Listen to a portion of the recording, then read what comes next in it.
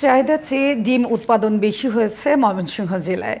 গত অর্থবছরে এ জেলায় ৬১ কোটি ডিমের চাহিদার বিপরীতে উৎপাদন হয়েছে ৭৮ কোটি ডিম। মুরগির খাদ্য এবং ওষুধের দাম কম হলে এই জেলায় মুরগি ও ডিমের উৎপাদন আরও বাড়বে বলে মনে করেন উদ্যোক্তারা। ময়মনসিংহ প্রতিনিধি কাজী মোহাম্মদ মোস্তফার পাঠানো তথ্য ও ভিডিও চিত্রে রিপোর্ট করেছেন সাইফুল ইসলাম।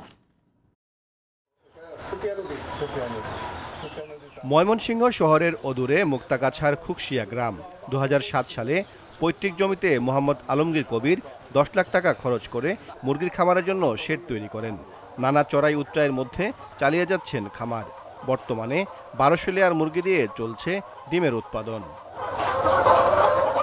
এখানে ফার্ম হতে আমাদের বাড়ির কাছে একটু সস্তায় ডিম পাই বা দোকানে বিক্রি করি, বাড়ির কাজের জন্য ব্যবহার করি। আমরা যাতে চলতে পারি ওই হিসেবে দুজন নাকি কোনো ভাই খাইতে মাইতে মনে করি থাকতেছি যে অথবা যে সংখ্যাটা যাতে চলতেছে আল্লাহর রহমতে। কর্মসংস্থানের অভাবে অনেক তরুণ উদ্যোক্তা মুরগির খামার দিয়ে ভাগ্য বদলের চেষ্টা করছেন। তবে খাদ্য ওষুধের দাম বেশি হওয়ায় হিমশিম খাচ্ছেন তারা।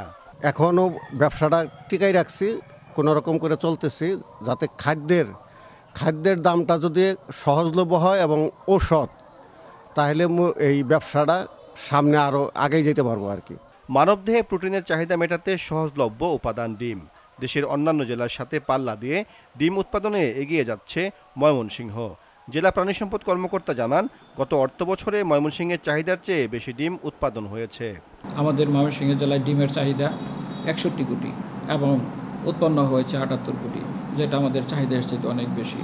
খামারিরা যে পরিমাণে ডিম উৎপাদন করেন এবং সেটা বাজারে বিক্রি করে তাদের কস্টিংয়ের সাথে অনেক বেশি লাভবান হয়। সেজন্য এই খামারে দিন দিন এক্সপানশন হচ্ছে এবং আমাদের সাথে খামারিদের একটা নিবিড় সম্পর্ক রয়েছে। ময়মনসিংহে ছোট বড় মিলিয়ে ডিম উৎপাদনের পোল্ট্রি খামার রয়েছে ৫,৭০০ শতাধিক।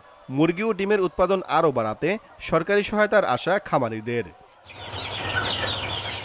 Saiful Islam, GTV news.